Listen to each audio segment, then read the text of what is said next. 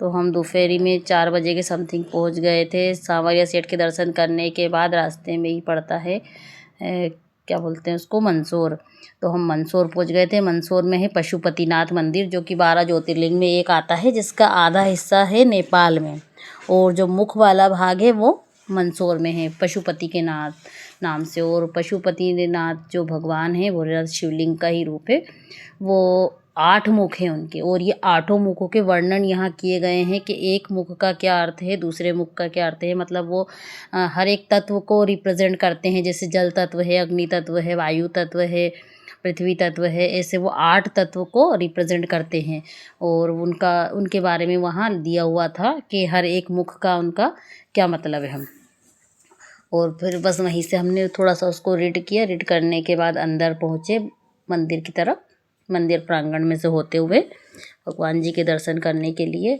और यहाँ की जो शिवलिंग है वो काफ़ी बड़ी है। काफ़ी बड़ी बोले तो मतलब कम से कम शायद 9 फीट या 11 फीट के समथिंग है, कि आप यदि खड़े होते हो तो आपके सर से ऊपर ही जाती है। मतलब शिवलिंग के सामने हम छोटे से लगते हैं। तो बस, और उस हमारा सौभाग्य था कि हमने इस बार इतने सारे मंदिरों के दर्शन किए। वो अचानक ही ऐसे प्रोग्राम बना कि बस हम पहुंच गए। तो सबसे पहले यहाँ मंदिर के बाहर थे ये नंदी बहुत बड़े से, और ये फिर सामने ही थे कछुए का प्रतिमा लगी हुई थी, स्टोन से बनी हुई। तो बस इनके दर्शन किए, और उसके बाद भीड़ ज़्यादा नहीं थी, यहाँ भी कमी थी। और शिवरात्रि की भी तैयारी चल रही थी मंदिर में जोरों शोरों से, अच्छी बढ़िया।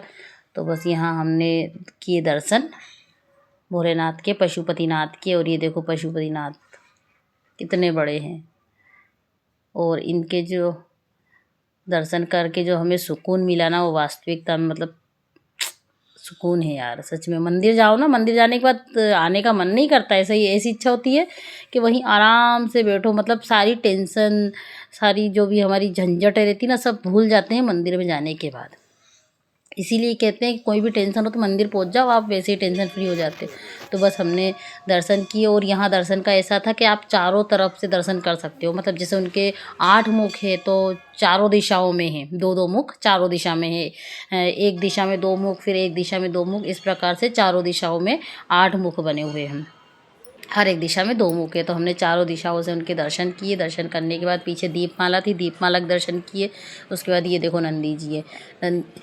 जितने बड़े शिवलिंग है उतने ही बड़े नंदी जी थे। ये देखो नंदी जी, मतलब मैं खड़ी हूँ, मेरे से बड़े दिख रहे हैं, यानी ये भी कम से कम 8 फीट से ऊपर के। उसके बाद ये शेषनाग है, जो कि उनके ऊपर रखे जाते हैं ना, पशुपतिनाथ भगवान के ऊपर। तो ये अभी सफाई चल रही थी, सफाई के कारण इनको बाहर स्थान दिया गया था, यहाँ पर रखा हुआ था। तो ये देखो ऐसा लग रहा था जैसे मेरे सर पे शेषनाग विराजमान हो।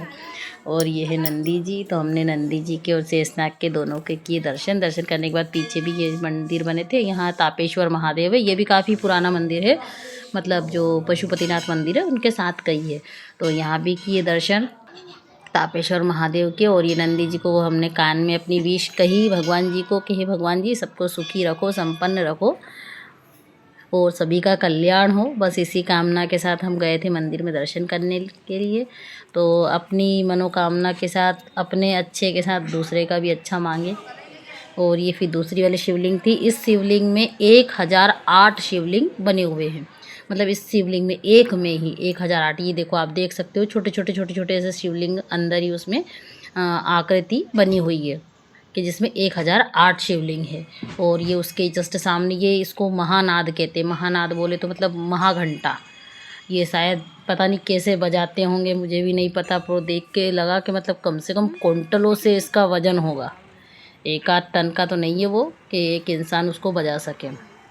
और ये थी नदी। ये कौन सी नदी थी इसका नाम तो नहीं पता मुझे, पर यहाँ है मंदसौर में एक नदी है।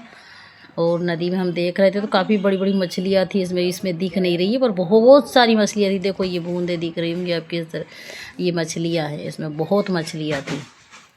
और फिर उधर से हमने इधर आए तो ये ऊपर गार्डन था। गार्डन में इतना प्यारा लोटस का बगीचा लगा हुआ था, बीच में से कुंड जैसा बना हुआ, उसमें सभी में ये लोटस लगे हुए थे। बहुत सारे लोटस तो खिले ही नहीं थे। तो ये एक लोटस लगा हुआ था, कमल का फूल, जो कि यहीं से मंदिर में चढ़ाते हैं तोड़ करके।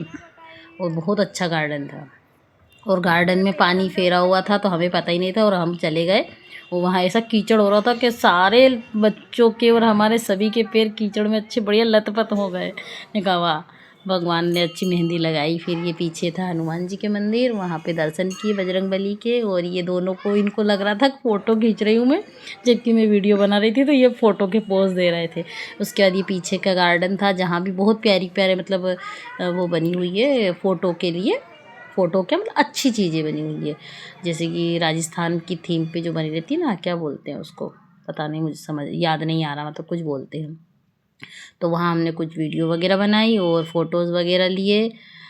छतरी बोलते हैं हमारे उसमें, मतलब हमारी अपनी भाषा में उसको छतरी बोलते हैं। तो उस टाइप से बने हुए थे, देखो ये गुम्बज वाले। बहुत ही प्यारा सा मंदिर था यार, सही में मतलब जाके मस्त मज़े आ गए मुझे तो। सुकून मिला, एक आत्मा को तृप्ति मिली। और बस फिर निकल गए हम बाहर। बाहर भी इतना बड़ा प्रांगण है, इतना स्पेस है कि अगर आप जाते हो ना तो आपका भी मन खुश हो जाता है। उसके बाद वहाँ दर्शन करने के बाद हम पहुँच गए हैं आगर। आगर में है बैजनाथ मंदिर, उधर से आते हैं, मतलब हमारा 2-4 जगह का ऐसा था कि यहाँ सब दूर दर्शन करते हुए फिर ही घर पहुँचेंगे, मतलब एक जगह का हम टूर बना के नहीं गए थे। तो बस फिर वहाँ से आने के बाद हम आते में ही हम पहुँच गए आगर। आगर में बैजनाथ भगवान के दर्शन करें। यहाँ भी तैयारी चल रही थी शिवरात्रि की, मंदिर में साफ़ सफाई वगैरह, डेकोरेशन वगैरह हो रहा था। तो बस यहाँ बैजनाथ भगवान के दर्शन करें। ये है बैद्यनाथ भगवान आगर के। और हमारा एक प्लान था बगलामुखी जाने का, जो कि थोड़े से हम लेट हो गए थे, नाइट हो गई थी, फिर वहाँ तो नहीं जा पाए।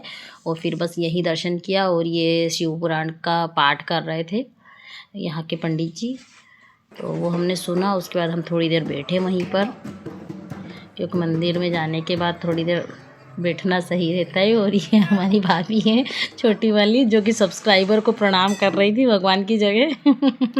और ये है हमारी चुटकू, जो ढोल बजा रही थी। इसको ढोल बजाना और नाचना बड़ा ही पसंद है।